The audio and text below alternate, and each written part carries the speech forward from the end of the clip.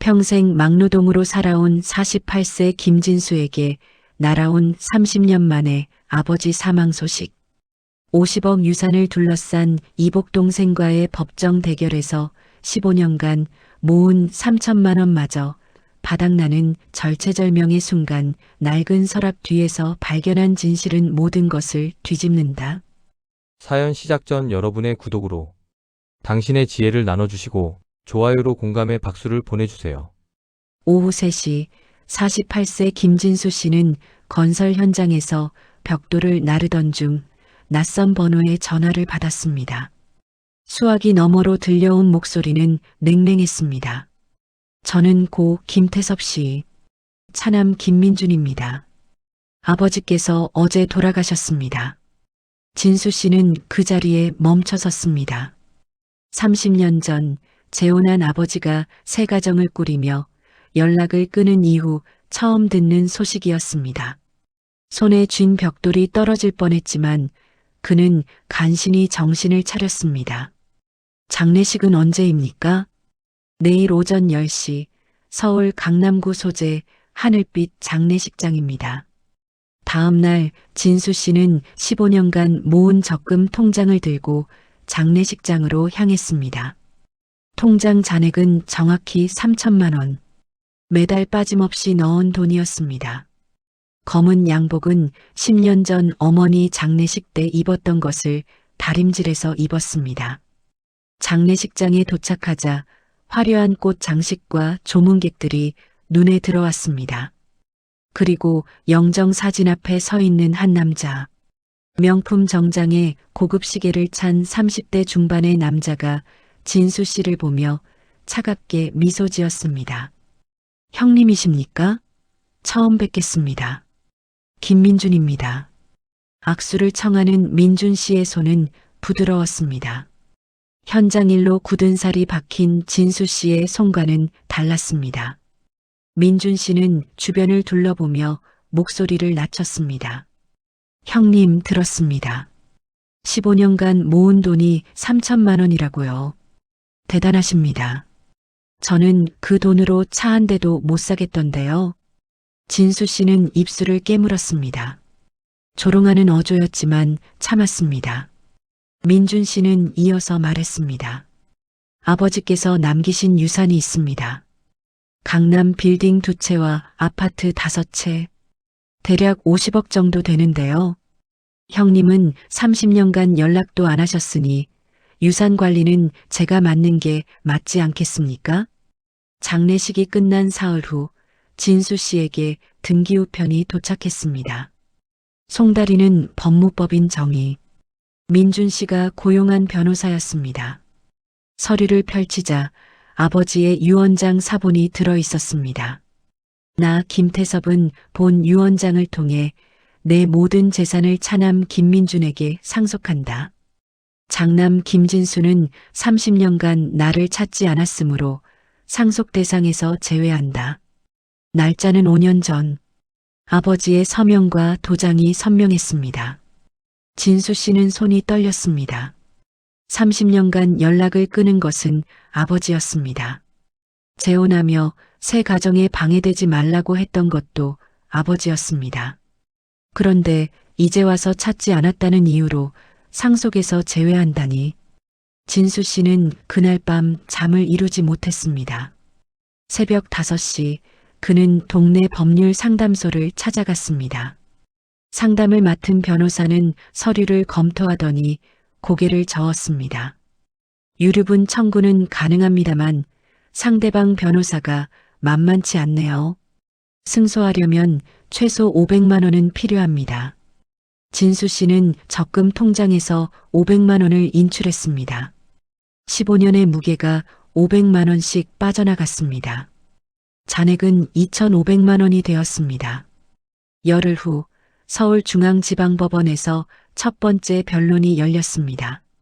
민준 씨는 3명의 변호사를 대동하고 나타났습니다. 그들이 제출한 증거는 치밀했습니다. 아버지를 10년간 모셨다는 통장 내역, 병원 진료 기록, 함께 찍은 사진 수십 장. 판사가 진수 씨를 향해 물었습니다. 원고는 돌아가신 아버지와 언제 마지막으로 만나셨습니까? 30년 전입니다. 법정이 술렁였습니다. 방청석의 시선이 따가웠습니다. 민준 씨 측 변호사가 추가 서류를 제출했습니다. 재판장님, 이것은 김태섭 씨가 생전에 작성한 진술서입니다. 장남에게 연락하지 말라고 명확히 밝히셨습니다. 진수 씨는 고개를 숙였습니다. 변호사는 아무 말도 하지 못했습니다.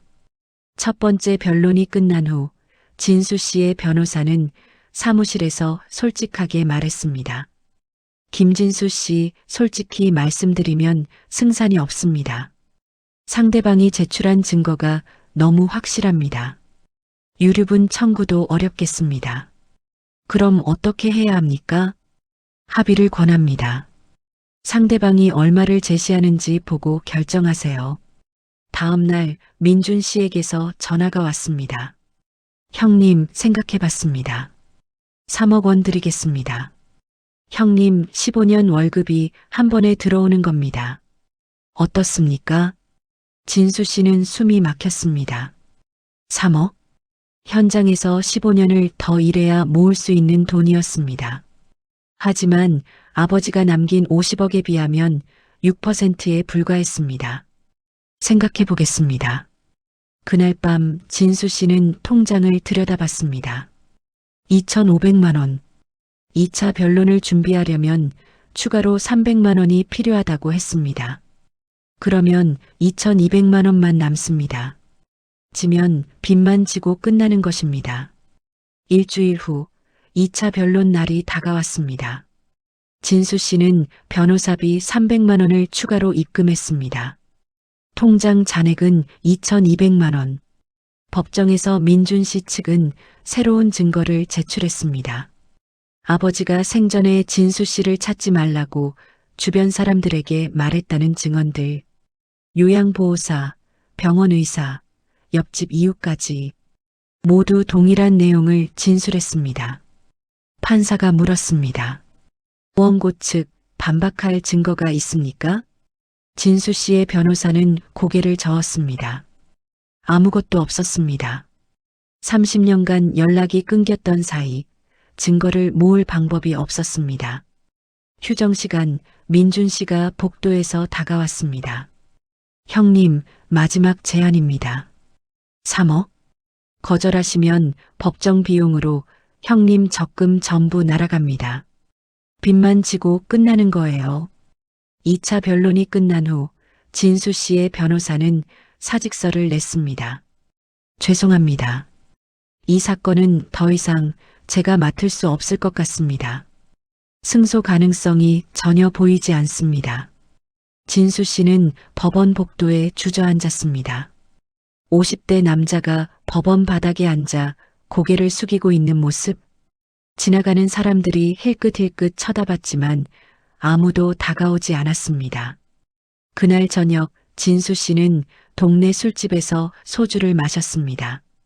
15년 만에 마시는 술이었습니다. 적금을 모으느라 술 한 잔 마시지 않았던 세월. 그 모든 것이 무너지는 순간이었습니다.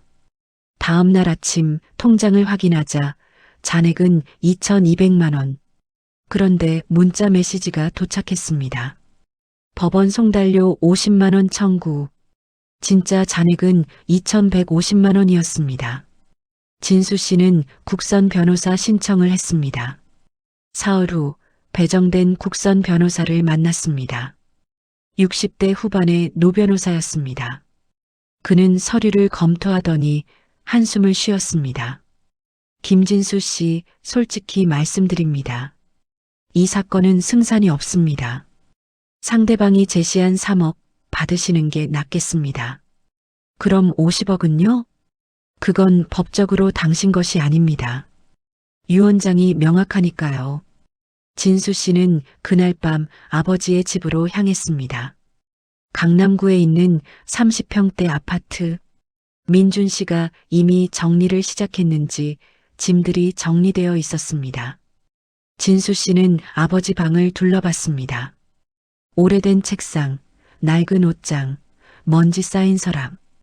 그는 서랍을 하나씩 열어봤습니다. 아무것도 없었습니다. 마지막 서랍을 열려는데 서랍이 열리지 않았습니다. 진수 씨는 서랍을 억지로 당겼습니다.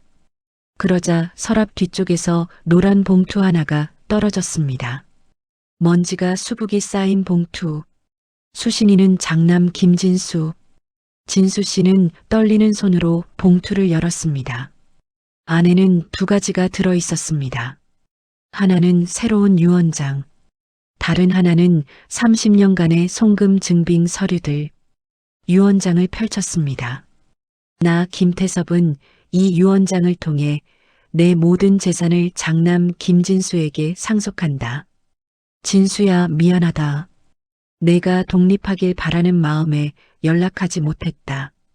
하지만 매달 내 통장에 돈을 보냈다. 확인해 보렴. 모든 것은 내 몫이다. 2021년 3월 5일 아버지 김태섭. 날짜는 민준 씨가 제출한 유언장보다 2년 늦었습니다. 진수 씨는 송금 증빙을 확인했습니다. 30년 전부터 매달 50만 원씩 진수 씨 명의 통장으로 입금된 기록. 진수 씨는 그 자리에서 울음을 터뜨렸습니다. 30년간 아버지는 연락하지 않은 것이 아니라 지켜보고 있었던 것입니다.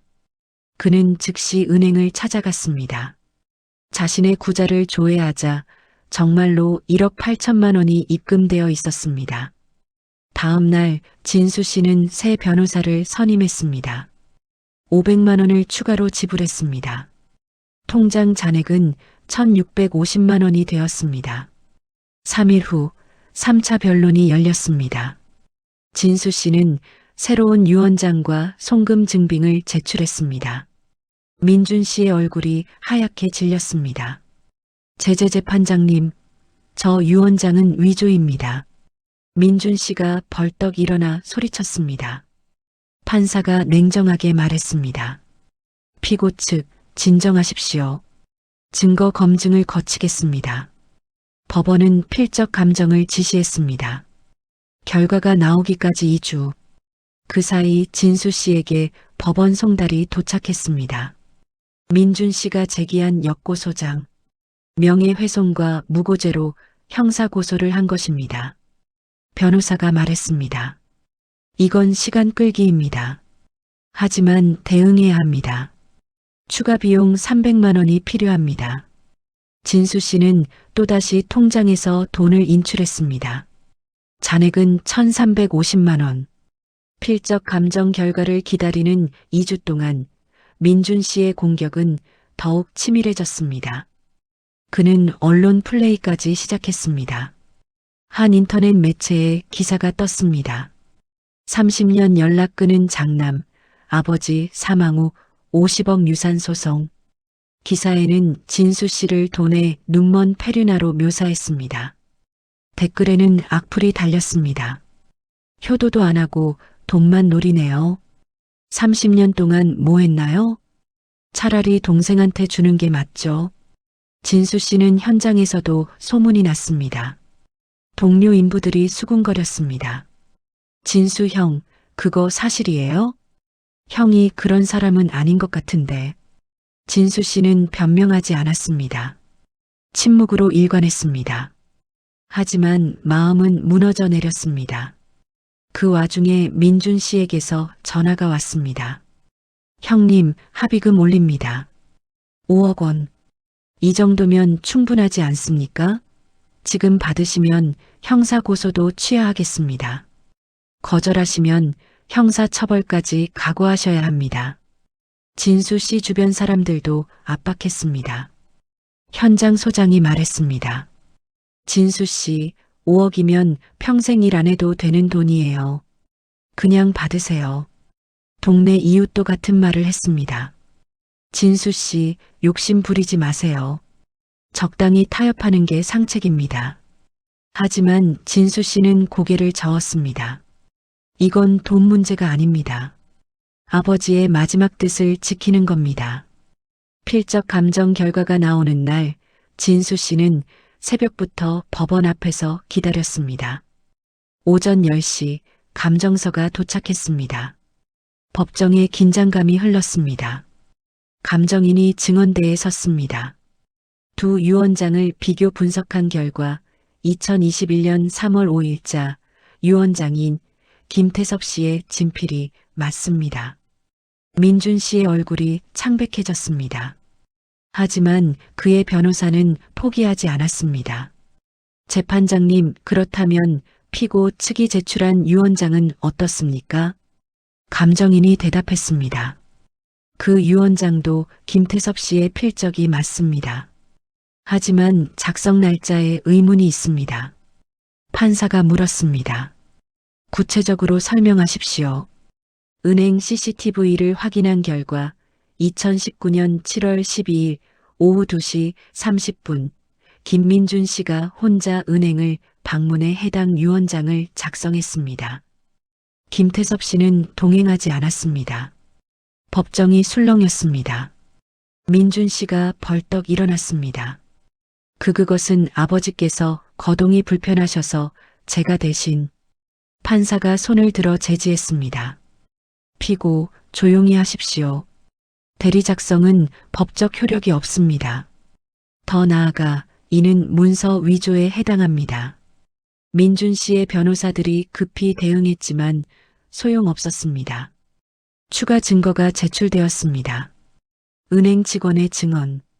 김민준 씨가 혼자 오셔서 유언장 양식을 요청했습니다. 본인이 직접 작성하시더군요. 판사가 판결을 선고했습니다.